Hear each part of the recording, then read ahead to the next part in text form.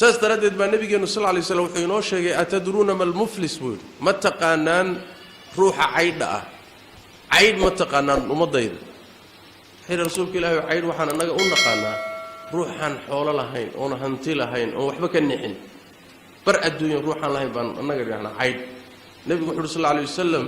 روح عيد ومضيد كم إذا وحوي والروح ما أنت قيامة إيمان دونه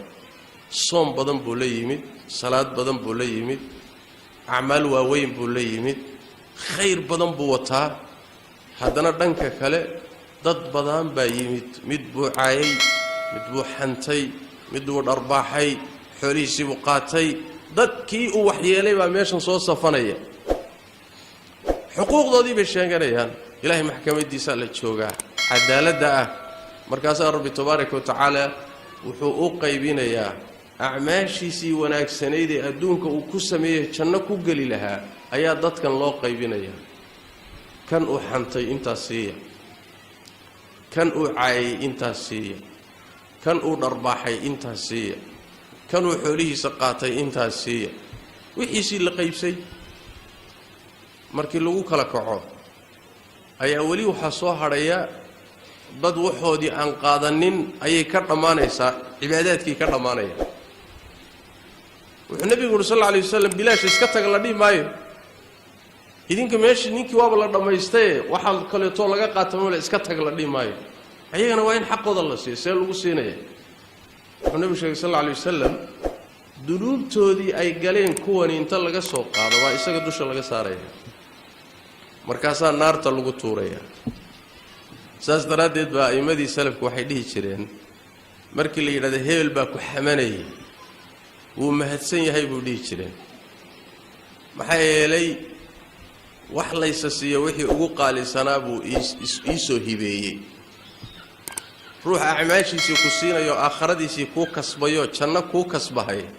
wax u dhigma male Soomaa saas daraadeed ruuxa la xamanaya wax laga sheegayo asaga wax weey maslaxaba ugu jirtaba in la xanto wax laga sheego la caayo la aflagaadeeyo laano aakhiradiisa ku kobcaysa laakiin ruuxa gubanaya isbaabiinaya waa ruuxa dadka xamanaya wax ka sheegayo waa aakhiradiisa adduunkiisaba waa gubaya sidaas daraadeed walaalayaal waxa laga maarmaana inaynu carabkeena ilaalino khayrka aan ku ilaalino xumaantana aan ka ilaalino subaxdii markuu waagu bariyo sida nabigu noo sheegay sallallahu alayhi wasallam xubnaha dhan waxay abihinayaan carab waxay leeyeen carab oo ilaahay nooga baq hadda toosro waa toosayna hadda qalloocatana waa kula qalloocanay war carab oo ilaahay ka baq bay leeyeen xubnihii kala waaninay laan halis buu ku yahay carabkani halis buu ku yahay saas daraadeed carabka aan ilaalino xanta aan iska dayno wax ka sheega dadka aan iska dayno inta aad dadka ku sheegayso in la eg baad leedahay haddaad isu fiirsato ood is og tahay ceebahaagu waa badan yihiin waxaa laga yaabaa ruuxan aad xamanayso inuu kaa ceeb yar yahay waxaad ku sheegayso wax ka daran baad qabtaa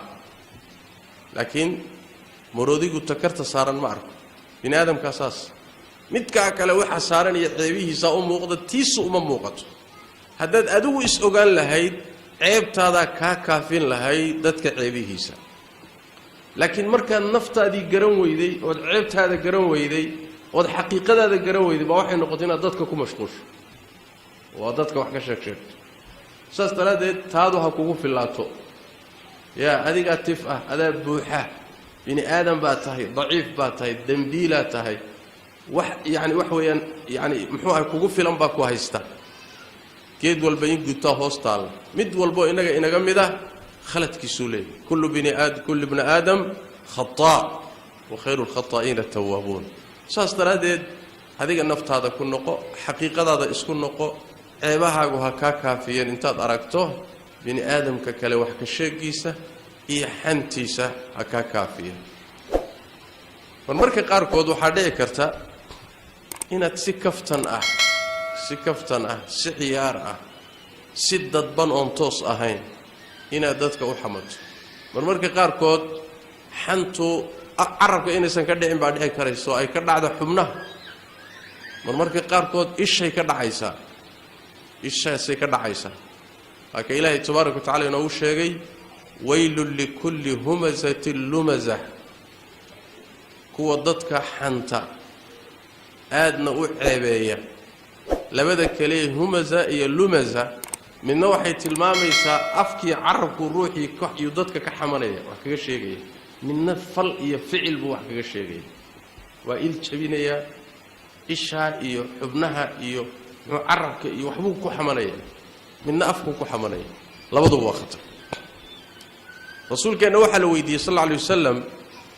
dadka maxaa ugu badan oo jannada geeya maxaa ugu badan oo jannada geeya rasuulku sallallahu alayhi wasallam taqwa allahi wa husnul khuluq alla ka cabsi iyo akhlaaq wanaagsan inaad xaq ilaahayna gudato xaq adoomadana gudato waa wixii janno lagu galo waa maxaa dadka naarta geliyo u badan baa la weydiiyay nabigu wuxuu sallallahu alayhi wasallam al-famu wal farju waa labada duleelo waa xubinka taranka iyo afka labadaas u badan wax bini aadam naar geeya waxa u badan carabka iyo xubinkiisa taranka labada ruuxi ka badbaaday naar waa ka badbaaday labada sharkooda al-ajwafan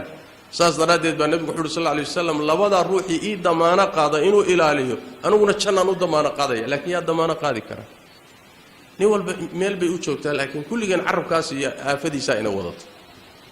ruux ka badbaadaya waa yari laakiin waa isdhaanaa sidaas daraadeed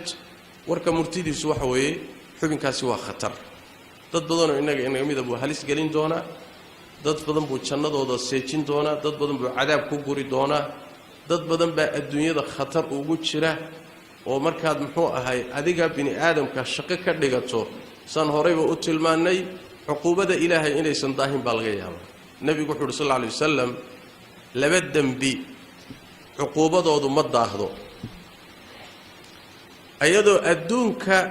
lagugu soo dadajinayo ayaa aakharana lagu kaydinaya labada loo soo qaadari laakiin xuquubadaha soo degdega laba ugu khatarsan uguna soo degdeg badan waa labadee nabigu wuxuu sallallahu alayhi wasallam qaraabo goysnimada iyo baqiyiga gardarrada inaad dadka gardaraysato iska maagto iflagaadayso xamato caydo ku xadgudubto xuquubadeedu ma daahdo in qaraabadaadii iyo eheladaadii xigtadaada aad goysana xuquubadeedu ma daahdo aakhiraba lagula sugi maayo adduunka in laga gooyo waa iyadoo aakhirana lagula sugayo xuquubadu jirto ba haddana adduunkana soo degdegaysa marka is khatar isgelinina khatar inaan isgelinin waxa laga yaabaa in guriga laga galo waxa dhici karta in caafimaadka laga galo waxa dhici karta caruurta in laga galo waxa laga yaabaa ruux muslimood ku xadgudubtay maalin xuquubo ka dhalatay inay kula abtirsato oo gurigaaga gasho ee caruurtaada gasho ee caafimaadkaaga gasho oo adiga oo dhan ay ku baabiiso adigana si fudud baad isaga hadashay si fudud baad u tiri xuquubada ka dhalatayna waxa laga yaabaa inay mustaqbalkaaga adduuniya aakhiraba baabiiso oo khatar ku geliso